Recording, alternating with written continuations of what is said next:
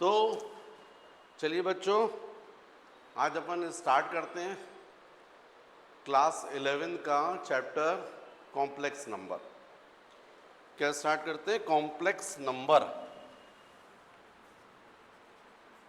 Complex number, right. अब question ये उठता है बच्चों, ये कॉम्प्लेक्स नंबर जो है वो क्या है? इस चीज को समझने के लिए थोड़ा सा देखिए, एक इक्वेशन को अपन बात करते हैं। सपोज इक्वेशन है x square plus 1 is equal to 0, x square is equal to -1, x is equal to of plus minus root over -1, right. इस रूट ओवर -1 को देखिए आप, तो आपको क्लियर हो रहा है ऐसा कोई रियल नंबर तो नहीं है, राइट। तो फिर क्या है कि हम इसकी जगह पर क्या करते हैं, आजकल कॉम्प्लेक्स नंबर जो है वो यूज़ करते हैं। तो ऐसा नंबर जो number which containing real number and imaginary number is called complex number. A number containing real number and imaginary number is called complex number. तो डेफिनेटली बच्चों, ये कॉम्प्लेक्स नंबर को हम लोग z से डिनोट करते हैं और z इज इक्वल टू होता है a प्लस आई बी। यहाँ पर a और b ये तो रियल नंबर है, लेकिन ये i जो है वो रूट ओवर -1 को बताता है। इस i को हम लोग आयोटा बोलते हैं। फिर से समझिए, ये a जो है ये कहलाता real part of this complex number a। ये b को अपन बोलते हैं imaginary part of complex number b। और ये i जो है इज इक्वल टू होता रूट ओवर -1, इसको हम लोग बोलते हैं आयोटा। अब जैसे मैंने ये आपको एक जस्ट थ्योरी दी है, तो इसका एक एग्जांपल देता हूँ। z is equal to 2 plus 3i जब इस फॉर्म में है तो इसको अपन बोलेंगे कॉम्प्लेक्स नंबर। यदि कोई नंबर इस फॉर्म में तो उसको हम बोलेंगे complex number. A number containing real number and imaginary number is called complex number. This is called real part and this is called imaginary part, and this I is called iota और इसकी value होती है root over -1। तो बच्चों, यदि मैं आपसे बोलूं कि चलिए बताइए कॉम्प्लेक्स नंबर है 7, इसको आपको कॉम्प्लेक्स नंबर के फॉर्म में लिखना है, तो आपको तो रियल नंबर दिख रहा है, तो आप क्या करोगे, z is equal to 7 plus i into of 0। तो इसका मतलब ये हो गया, इस कॉम्प्लेक्स नंबर का रियल पार्ट हो गया 7 और इसका इमेजिनरी पार्ट हो जाएगा 0। इमेजिनरी पार्ट हो जाएगा 0। ये एग्जाम्पल हो गया। मान लीजिए मैंने बोला आपको ये 3i जो है इसको कॉम्प्लेक्स नंबर में शो कीजिए, तो आपका आंसर होगा z is equal to 0 plus 3i। इस 3i को आप ऐसा लिखेंगे।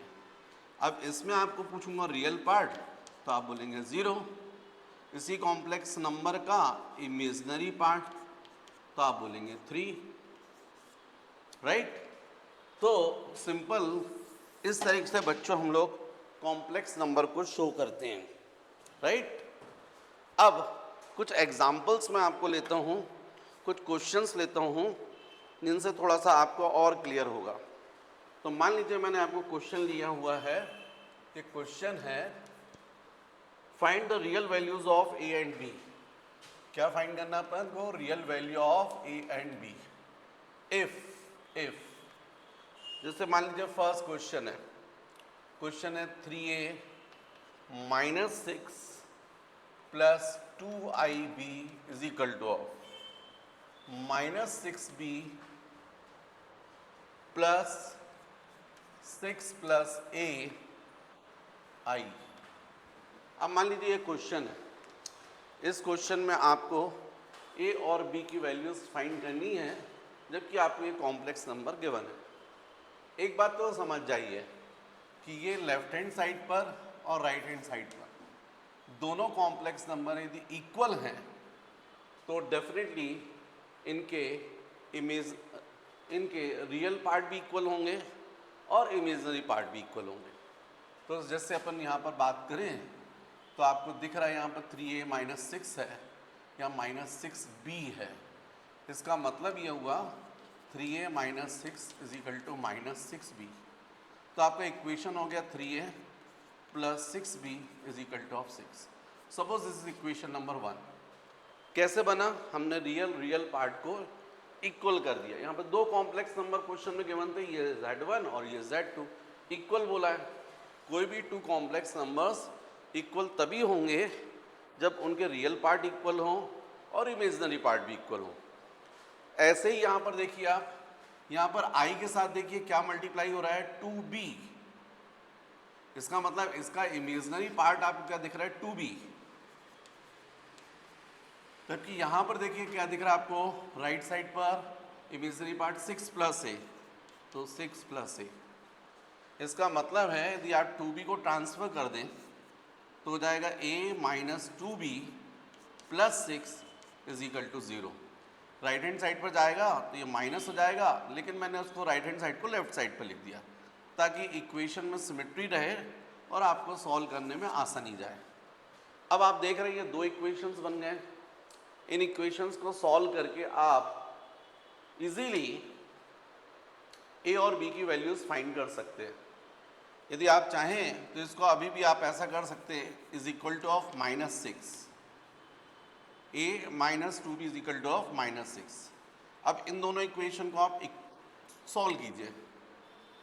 वैसे एक तरीका तो a की डायरेक्ट वैल्यू आ रही है, suppose a is equal to, यहाँ से a इज इक्वल टू आप लिख सकते थे 2b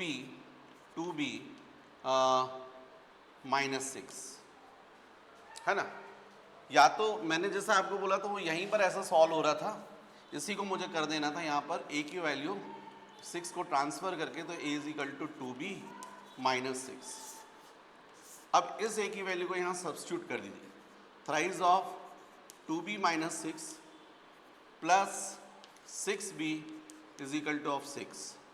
तो बच्चों ये हो जाएगा 6b minus 18 plus 6b is equal to of 6। आपको क्लियर दिखाई दे रहा, 6b 12b 18 प्लस 6, ये माइनस 18 राइट साइड जाएगा तो प्लस हो जाएगा, तो डेफिनेटली हो जाएगा 24। इस तरीके से यदि आप देखें तो b इज इक्वल टू 24/12, मतलब b की वैल्यू कितनी आ रही है, 2। जब b की वैल्यू आ गई तो b की वैल्यू को इस इक्वेशन में सब्स्टिट्यूट कर दीजिए, इक्वेशन 2 में बाय 2, तो आपको a की वैल्यू मिल जाएगी। तो a is equal to twice of 2 minus 6 means a is equal to of minus 2। इस तरीके से बच्चों ये हम a और b की वैल्यूज़ फाइंड कर सकते हैं। यदि हमको ऐसा क्वेश्चन दिया है और a और b की वैल्यूज़ फाइंड करना है तो लेफ्ट हैंड साइड और राइट हैंड साइड दोनों कॉम्प्लेक्स नंबर जो है उनके रियल पार्ट को इक्वेट कर दीजिए, इमेजिनरी पार्ट को इक्वेट कर दीजिए, तो डेफिनेटली सॉल्व होकर आपको a और b की वैल्यूज मिल जाएगी। नेक्स्ट क्वेश्चन देखते हैं अपन।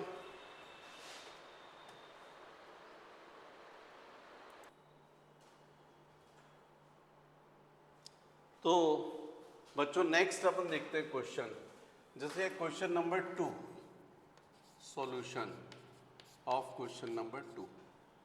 तो देखिए क्वेश्चन नंबर 2 आपको क्लियर दिखाई दे रहा है। यहाँ पर आपको ये क्वेश्चन है, इसमें a और b की वैल्यूज फाइंड करना है।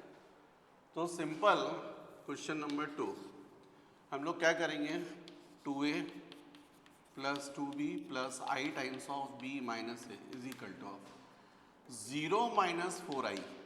ये माइनस 4i को ऐसा लिख सकते हैं अपन। अब फिर से मैंने आपको समझाया कि रियल पार्ट और रियल पार्ट को इक्वेट कर दी, तो ये रियल पार्ट ये दिख रहा और ये दिख रहा, तो 2a plus 2b is equal to of 0, 2a is equal to minus of 2b, 2 cancel, a is equal to of minus b, right. अब इमेजनरी पार्ट को इक्वेट कर दीजिए, तो इमेजनरी पार्ट आपको ये दिखाई दे रहा है, आपको क्लियर दिखाई दे रहा है कि यहाँ पर आई का कोफिशिएंट -4, यहाँ पर डेफिनेटली आई का कोफिशिएंट b माइनस है, तो b minus a is equal to -4। अब a की वैल्यू यहाँ सब्स्टिट्यूट कर दीजिए, तो b minus of b is equal to -4, minus minus plus 2b is equal to -4, मतलब b इज इक्वल टू आपको मिल गया है -2, b इज इक्वल टू -2। अब इस b की वैल्यू को यहाँ सब्स्टिट्यूट कर दीजिए इक्वेशन नंबर 1 में, तो a is equal to -2 means a is equal to +2। इसका मतलब है जो हमारे को a और b की वैल्यूज मिली हैं वो 2 और -2। नेक्स्ट जैसे अपन क्वेश्चन नंबर 3 करते हैं, इस क्वेश्चन में तो अपन को इसकी वैल्यू फाइंड करना है, तो वैल्यू कैसे निकालोगे आप, क्वेश्चन नंबर 3 है ना, सॉल्यूशन ऑफ 3, तो आप करोगे root over -25 plus thrice of root over -4 plus twice of root over -9। इसको बच्चों अपन जब वैल्यू फाइंड करना है तो इसको अपन ऐसा लिख सकते हैं, root over -1 into 25 plus 3 into root over -1 into 4 plus 2 into root over -1 into 9। अब आपको पता है इसको अपन लिख सकते हैं 25 स्क्वायर रूट के बाहर आ जाएगा तो 5 हो जाएगा, रूट ओवर -1 बचेगा, प्लस 3 इंटू 4 स्क्वायर रूट के बाहर आएगा तो 2 हो जाएगा, रूट ओवर -1 बचेगा, प्लस 9 जो है वो 3 हो जाएगा, रूट ओवर -1, राइट। तो ये जाएगा 5, रूट -1 को अपन आई लिख सकते हैं, 3 इंटू 2 6, फिर से ये आई हो जाएगा, 3 इंटू 2 6, ये फिर से आई हो जाएगा। तो आप देखें 6 प्लस 6 12 प्लस 5 17 आई, मतलब आपका आंसर आ जाएगा 17 आई, एकदम सिंपल है। तो क्वेश्चन नंबर 4 यदि आपसे बात की जाए, सॉल्यूशन ऑफ क्वेश्चन नंबर 4, तो एकदम क्लियर है आपको, root over 37 plus root over -19 है ना, इसमें आपको कॉम्प्लेक्स नंबर के फॉर्म में इसको शो करना है, एक्चुअली में इसको कॉम्प्लेक्स नंबर के फॉर्म में शो करना है। तो क्या करोगे, तो डेफिनेटली आ जाएगा इज इक्वल टू, मान लीजिए सपोज z लिखते हैं अपन, z इज इक्वल टू, तो रूट ओवर 37 हो जाएगा प्लस रूट ओवर -1 इंटू 19 हो जाएगा, तो z is equal to root over 37 plus root 19 into root over -1, अलग अलग कर दिया हमने। अब जब हम ऐसा करेंगे तो z is equal to root over 37 plus root, ये i लिख सकते हैं अपन, रूट 19i, मतलब ये हो गया रियल पार्ट और ये हो गया इमेजिनरी पार्ट। तो इस तरीके से अपन कर सकते हैं। नेक्स्ट बच्चों जैसे अपन बात करते हैं, तो हमको i की प्रॉपर्टीज देखना है। अब एक बड़ी प्रॉब्लम है कि i यदि रूट -1 है तो i स्क्वायर कितना होगा। तो नेक्स्ट अपन को देखना चाहिए integral power of iota. Next हम, लेकिन इंटीग्रल पावर से पहले ठीक है, इंटीग्रल पावर ऑफ आयोटा आई, तो ये डिस्कस करना है मुझे, पर थोड़ा सा देखिएगा आप, एक प्रॉब्लम है i इज इक्वल टू है रूट ओवर -1। यदि मैं बोलता हूँ i स्क्वायर, तो root over -1 into root over -1, right. इसका मतलब root over -1 into -1 is equal to root over +1 means 1, root हट गया था ये, तो ये -1 इंटू -1 हो जाएगा। आपके हिसाब से, है ना। तो ये आपका +1 आ जाएगा। रूट के अंदर यदि आप करते हैं तो √/-1 इंटू -1 +1 √1 1, तो ऐसा आप समझेंगे।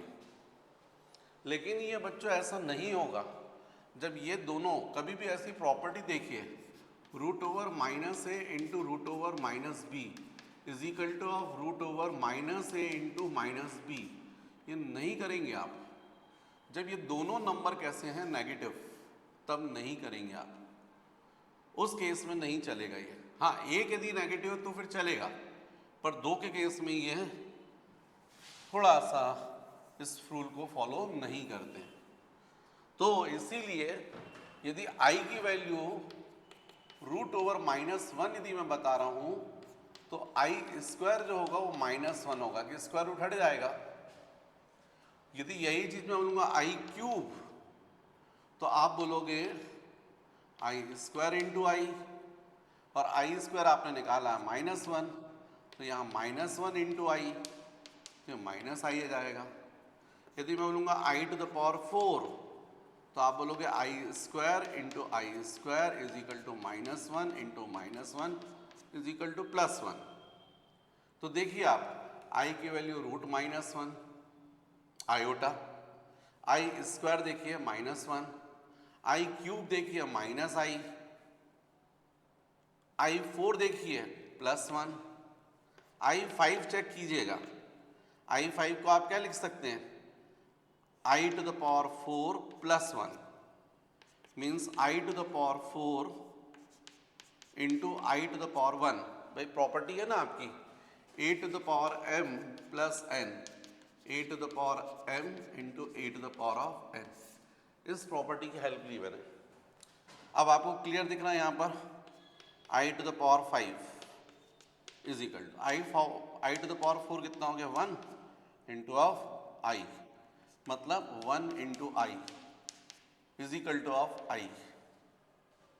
ठीक है। नेक्स्ट i⁴ तो आप लिख सकते हैं i⁴ + 2, i⁴ into i⁴2, i⁴ हो गया 1 और i² कितना हो गया -1, ये -1 आ गया। तो इस तरीके से देखिए आप वैल्यूज निकाल रहे हैं। ये i की वैल्यू हो रही है √-1, i³ की देखिए -i, i⁴ देखिए +i, जबकि i² हो रहा -1, i4 हो रहा है +1, i⁴ हो रहा है -1। तो आपको क्या करना है, इस वाली प्रॉपर्टी को भी थोड़ा पकड़ना है, i⁴ को, इसकी वैल्यू क्या हो रही है 1। जब आपको i की हाई पावर्स की वैल्यूज फाइंड करनी है तो आप उनको, जैसे मान लीजिए फॉर एग्जांपल, थोड़ा एग्जांपल लेके समझाऊंगा तो आपको आसान पड़ेगा। मान लीजिए मैंने एग्जांपल लिया i⁴60, इसकी वैल्यू फाइंड करना है।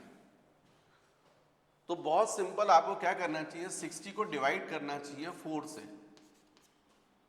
तो ये 15 हो गया, 60 आ गया। तो इसका मतलब आप इसको लिख सकते हो i⁴ 60 को आप लिख सकते हो 4 इंटू 15, इसको लिख सकते हो i⁴ to the power of 15। क्यों लिख रहे हो ऐसा, प्रॉपर्टी है आपकी भाई, a⁴m to the power of n क्या होता है, a⁴m इंटू n। इसका मतलब यदि a⁴m इंटू n है तो इसको ऐसा लिख सकते हो। पर ऐसा करने से बेनिफिट क्या मिला आपको, भाई i⁴ की वैल्यू 1 बोला आपने, 1 टू द पावर 15। अब 1 की वैल्यू तो कुछ भी हो 1 ही आएगा ना, तो ऐसे सॉल्व कर सकते हैं। इसी क्वेश्चन को थोड़ा सा चेंज करते हैं, 60 की जगह पर मान लीजिए 61 होता, तो आप लिखते i⁴ इंटू 15 + 1। अब ये दिख रहा है i⁴m + n, तो इसको क्या लिखोगे, i⁴ into 15 into i⁴ 1। Definitely आपने वही प्रॉपर्टी अपनी पुरानी यूज कर ली है, a⁴m + n is equal to a⁴m into a⁴n। भाई ये m हो गया, ये n हो गया। अब इसकी वैल्यू जो देखोगे तो फिर से वैसे सॉल्व कर लोगे, i to the power 4 to the power of 15 into of i। अब ये हो जाएगा 1 to the power of 15 into i। इसका मतलब ये 1 हो गया और ये i, तो मतलब i आ जाएगा, राइट। जैसे मान लीजिए यही मैंने बोल दिया था 62, तो आप क्या करते हैं, इसको 4 इंटू 15 प्लस 2 आ जाता है, सेम यहां पर भी आ जाता, ऐसा करते तो 2 आ जाता, यहां पर आपका 2 आ जाता, फिर से वैल्यू 1 होती 15 होता, और ये हो जाता आई स्क्वायर। तो आई स्क्वायर आपको पता है -1, ये आई स्क्वायर -1, इसकी वैल्यू हो जाती 1 इंटू -1 इज इक्वल टू -1, ऐसा जाता। सपोज यहां पर वैल्यू हो जाती मान लीजिए 5, अब क्या करते हैं यहां पर +5, +5 तो गड़बड़ हो गया ना, 4 को क्रॉस कर गया। आपको मैंने बोला ना 4 इंटू के फॉर्म में करना है, तो मतलब 65 को यदि आप 4 से डिवाइड करेंगे तो 4 1 जा 4, 2 5, 4 6 जा 24, 1, मतलब आपका क्वोशिएंट कितना 6 और रिमाइंडर कितना है 1। तो आपको इसको अब ऐसा करना है कि 4 इंटू 15 नहीं करना है, 4 इंटू क्या करना है 16 करना है, और रिमाइंडर लिखना है 1। मतलब यहां पर जो भी वैल्यू रहेगी ये 4 इंटू मल्टीपल रहेगा, क्वोशिएंट रहेगा, और रिमाइंडर में केवल आपकी वैल्यूज वैलिड हैं 1 2 3, 1 2 3, 4 आया और वो यहां चला जाएगा। तो देखिए अब इसकी वैल्यू निकालना फिर से आपके लिए आसान हो गया, ये i to the power 4 into 16 हो जाएगा into i to the power 1 हो गया। अब फिर से इसको यदि आप देखें तो एकदम सिंपल हो गया आपका, i to the power 4 to the power of 16 into of i, फिर यहां पर हो जाएगा 1 to the power of 16 into i means 1 into i means i, है ना। मान लीजिए फॉर एग्जाम्पल ये 65 की जगह पर 69 कर देते हैं। अब प्रोसेस वही रहेगी सेम, यहाँ 69 कीजिए, 4 से डिवाइड कीजिए, 4 1 जा 4, 2 आएगा, 9 आएगा, फिर आपको पता 7 इंटू 4 28, 1, तो मतलब आपको इसको लिखना है i इंटू 4 इंटू 17 प्लस 1, फिर इसको सॉल्व कर लीजिए, i to the power 4 into 17 into I to the power of 1, फिर यहां पर सॉल्व कर लीजिए i to the power 4 to the power of 17 into i, ये हो गया 1 to the power of 17 into of i, finally i आ गया। कहने का मतलब जब ये वैल्यू बहुत बड़ी हो, सपोज ये वैल्यू जो है x है, तो इसको आपको लिखना 4 इंटू क्यू प्लस आर के फॉर्म में। ये जो x है, i की जो भी पावर है, यदि इस पूरे की वैल्यू फाइंड करनी है तो जो पावर है, बिग पावर है, उसको आप रिजॉल्व कीजिए 4 इंटू क्वोशिएंट प्लस रिमाइंडर के फॉर्म में, और इस तरीके से सॉल्व कर लीजिए। अब आपके दिमाग में आ रहा होगा सर ये तो सब आप पॉजिटिव वैल्यूज का बता रहे हो, नेगेटिव वैल्यूज का क्या करें? अरे उसका भी सेम है, कुछ नहीं, आपको कुछ भी याद नहीं करना है, आप बिल्कुल सिंपल से चाहिए। चलिए मैं थोड़ा सा -5 लेता हूं। अब -5 लूंगा तो आप बोलोगे सर ये तो क्या 1/i टू द पावर 5 हो गया। फिर से जैसे प्लस को सॉल्व कर रहे थे वैसा कर लीजिए। 5 को आप कैसा लिख सकते हैं? 4 + 1 लिख सकते हैं। भाई 5 को डिवाइड करोगे आप 4 से तो 4 1 जा 4, है ना, 1 बचेगा। तो अब 4 इंटू 1 4 + 1। अब यहां पर हो जाएगा i to the power 4 into I to the power 1, तो डेफिनेटली यहां पर क्या हो जाएगा फिर ये 1 upon I to the power 4 क्या जाएगा 1 अपॉन आई, मतलब आपका आंसर आ गया 1 अपॉन आई। लेकिन ऐसा लिखते नहीं है, आपको क्या करना पड़ेगा, इसको आई से मल्टीप्लाई करना पड़ेगा और आई से डिवाइड करना पड़ेगा। ऐसा करने से ये हो जाएगा आई अपॉन आई स्क्वायर हो गया। भाई 1 अपॉन आई था, आई से मल्टीप्लाई आई से डिवाइड, ऑलरेडी यहां आई था, आई इंटू आई स्क्वायर हो गया। आई स्क्वायर की वैल्यू आपको पता है -1, ये लिखा है। इसका मतलब आपका आंसर क्या आ गया -i, राइट। तो बिल्कुल जैसा अपन ने प्लस में किया है वैसा एग्जैक्टली अपन माइनस में करेंगे। जैसे मान लीजिए आप बोल रहे थोड़ा और बड़ा है, कुछ एग्जांपल ले लीजिए, क्वेश्चन को चेंज कर देते हैं, थोड़ा आपके लिए और आसान करते हैं, और थोड़े से 2-4 क्वेश्चन करते हैं, थोड़ी बड़ी वैल्यूज के करते हैं। मान लीजिए आई टू द पावर में बोल रहा हूँ -99, कोई प्रॉब्लम नहीं, 1 upon I to the power 99 कर लीजिए। जो नेगेटिव पावर है उसको डिनोमिनेटर में लाकर पॉजिटिव कर लीजिए, राइट।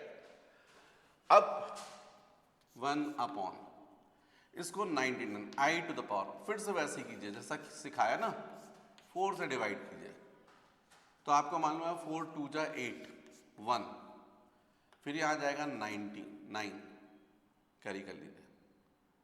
फिर यहां पर आप देखिए 4 4 जा 16 बचेगा 3। अब इसको मल्टीप्लाई करना है, फिर +3, 4 इंटू कोशिएंट प्लस रिमाइंडर, तो जाएगा 4 इंटू 24 प्लस 3। बिल्कुल सिंपल सा, कुछ नहीं है।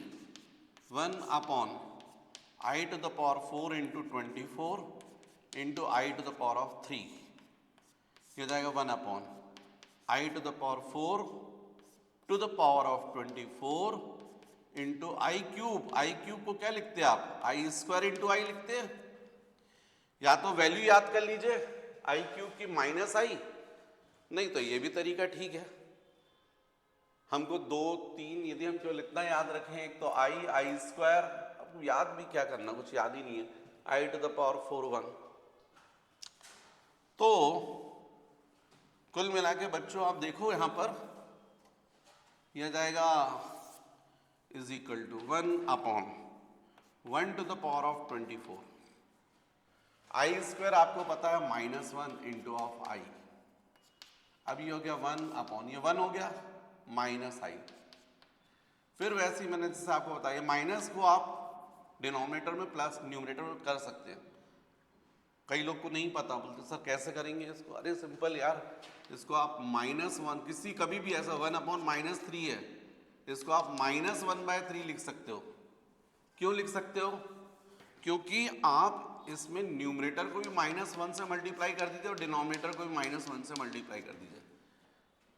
एक सेम नंबर से आप मल्टीप्लाई डिवाइड कर सकते हो ना, तो ये माइनस माइनस क्या हो गया, प्लस हो गया, और -1 इंटू 1 कितना हो गया, -1। तो ये डिनोमिनेटर का नेगेटिव पावर कहां चला गया, न्यूमरेटर में। अब यहां पर ये -1 अपॉन आई आया, फिर से आपने आई से मल्टीप्लाई आई से डिवाइड कर दिया, -i अपॉन आई स्क्वायर, और आई स्क्वायर की वैल्यू होती है -1 कैंसिल, प्लस आंसर आ गया आई। इस तरीके से हम लोग चाहे पॉजिटिव पावर हो चाहे नेगेटिव पावर हो, सबकी वैल्यूज को बहुत इजीली फाइंड कर सकते हैं, राइट। चलिए बच्चों, ये थोड़े से 3 क्वेश्चंस मैंने यहाँ पे लिखे हैं, इनको भी सॉल्व करते हैं। तो देखिए एकदम सिंपल है। फर्स्ट क्वेश्चन, ये क्या लिखा हुआ है, देखने में बहुत बड़ा माइनस, आप लोग घबरा जाते हैं, ये सब देख के, ऐसा कुछ भी नहीं है इसमें। इसकी वैल्यू फाइंड करना माइनस। अब ये जो लिखा है √1 मतलब आयोटा लिखा, आई पावर 55। अब इसको सॉल्व करना है तो आप क्या करोगे, इसको ऐसा लिख सकते हो -1 into I to the power of 55। ये हो जाएगा -1 to the power of 55 into I to the power of 55। अब -1 की पावर यदि ऑड है तो माइनस ही आएगा, -1 की पावर यदि इवन होती है तो फिर +1 आता है।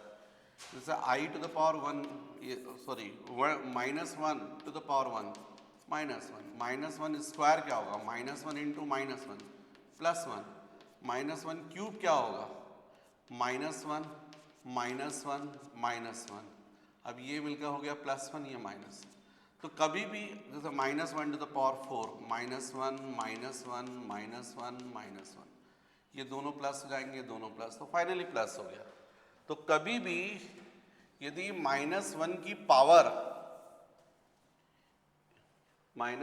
पावर इवन है तो प्लस वैल्यू और ऑड है तो माइनस वैल्यू इनटू। अब ये तो सॉल्व कर सकते हो आप, ये मैंने सिखा दिया आपको।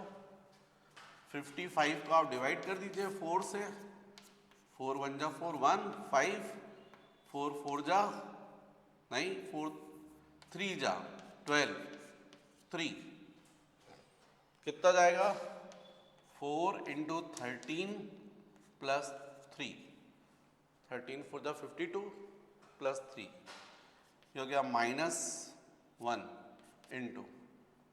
इसको आप कैसा लिख सकते हो, i to the power 4 into 13 into I cube -1 into I to the power 4 to the power of 13 into I cube आपको पता है -i, अभी अपन ने देखा है i square into i square -1 था। अब ये हो जाएगा आपका -1 इंटू, ये हो जाएगा 1 टू द पावर ऑफ 13 क्योंकि आई टू द पावर 4 की वैल्यू 1 है, इंटू -i। अब ये पूरा 1 हो गया और ये माइनस माइनस प्लस हो गया तो +i। ऐसा क्वेश्चन को सॉल्व करना है, राइट। मान लीजिए अपन नेक्स्ट क्वेश्चन देखते हैं, क्वेश्चन नंबर 2। मेरे ख्याल से बच्चों आप लोगों को समझ में आ रहा है कॉम्प्लेक्स नंबर। नेक्स्ट ये भी वैसे ही है, सेम, कोई फर्क नहीं है। देखो is equal to -√(-1 to the power of 4x + 3 लिखा है, तो इसको भी आप ऐसे कर लीजिए -i 4x + 3। अब ये हो जाएगा -1 into I to the power of 4x + 3। अब ये हो जाएगा -1 to the power of 4x + 3 into I to the power of 4x + 3। अब इसको सॉल्व कर लीजिए, तो -1 to the power of 4x into -1 to the power of 3 into, यहाँ पर हो जाएगा i to the power of 4x into I to the power of 3। ये हो जाएगा -1 to the power of 4 to the whole power of x। ये हो जाएगा -1 to the power 3 means -1 into, यहाँ पर भी हो जाएगा i to the power of 4 to the power of x, और आई क्यूब आप लोगों को मालूम है -i। अब -1 की पावर 4 है, इवन नंबर तो 1 x -1, ये भी बच्चों 1 हो गया, पावर x -i। 1 की कुछ भी पावर हो 1 ही आता है, -1 definitely 1 -i, minus minus plus plus i, एकदम इजी है, राइट। चलिए आज के लेक्चर की लास्ट क्वेश्चन करते हैं अपन, ये आई टू द पावर 29। आज ये तो मेरे ख्याल से अब आपको भी इजी लग रहा होगा, देख के समझ में आ रहा होगा कि ज़्यादा टफ क्वेश्चन नहीं है, सिंपल है। I to the power 29 + 1 upon I to the power 29, तो ये आप समझ गए i to the power 4 into 7 + 1, 4 into 7 28 + 1 upon I to the power 4 into 7 + 1। क्या बच्चों ठीक है कि नहीं? ये हो जाएगा आपका i to the power 4 into 7 into of i, नहीं i to the power of 1, same denominator में हो जाएगा, i to the power 4 into 7 into I to the power of 1। Next इसको लिख सकते हो i to the power 4 to the power of 7 into of I, plus इसको लिख सकते हो i to the power 4 to the power of 7 into of आई। अब वो क्लियर दिख रहा है, आई टू द पावर 4 मतलब क्या हो गया, 1 हो गया, 1 to the power of 7 into of I plus 1 upon, ये भी 1 हो गया, इंटू ऑफ आई। भाई आई की पावर 4 उसकी वैल्यू तो 1 होती है, अपन देख चुके हैं। अब यहां पर बात करें तो ये जाएगा आई प्लस 1 अपॉन आई। अब इसको और सॉल्व करना तो आई एलसीएम ले लीजिए, तो आई स्क्वायर प्लस 1 हो गया। अब आई स्क्वायर की वैल्यू कितनी जाएगी, -1 प्लस 1 अपॉन आई। अब -1 प्लस 1 कितना होगा, 0, 0 अपॉन आई, 0, राइट। तो इस तरीके से बच्चों, अब यदि आप इसके आगे कंटिन्यू करना चाहते हैं तो मेरा लेक्चर 2 देखिएगा, थोड़े से इसका और एडवांस क्वेश्चंस देखेंगे अपन। इतना जरूर है कि यदि आप जो मैं पढ़ा रहा हूँ यदि आप करते हैं तो आपका एनसीईआरटी या कुछ भी आपको क्वेश्चंस में आपको प्रॉब्लम नहीं आएगी, फाउंडेशन ही आपका स्ट्रांग हो जाएगा। और सबसे बढ़िया ये है, चूँकि फिजिक्स के भी लेक्चर्स आपको मिल रहे हैं, मैथ्स के भी लेक्चर्स मिल रहे हैं, तो यदि आप चाहते हैं कि आपको वो लेक्चर्स जब मैं अपलोड कर रहा हूँ तो ज़्यादा अच्छा आपको मेरा चैनल सब्सक्राइब कर लेना चाहिए, ताकि आपको प्रॉपर नोटिफिकेशन मिलता रहे और आपकी पढ़ाई चलती रहे। आपको ज़रूरत ही नहीं पड़ेगी, आप यदि लॉन्ग डिस्टेंस पर हैं तो इजीली आप मेरे वीडियोस की हेल्प लेकर पढ़ सकते हैं। लेकिन फिर भी बच्चों, जो बच्चे क्लोज में रहते हैं उनके लिए तो मैं आपको फिर भी बोलूँ, ऑफलाइन जो रहता है वो ज़्यादा बेटर इसलिए रहता है कि हम लोग जो रहता है जनरली यहाँ पर नोट्स वगैरह सब प्रॉपर यहीं डेवलप करते रहते हैं। जो बच्चे लेकिन दूर के हैं और यदि वीडियो के थ्रू कर रहे हैं, उनको कॉपी पेन जरूर यूज़ करना चाहिए। वीडियो को पॉज करो थोड़ी देर और उसके बाद अपना जितना भी नोट्स है या जो भी है आप उसको बनाइए।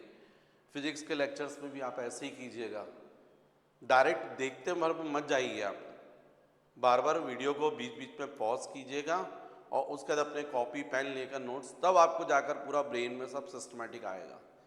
केवल समझने भर से काम नहीं बनेगा, नोट्स आपको प्रॉपर बनाने पड़ेंगे।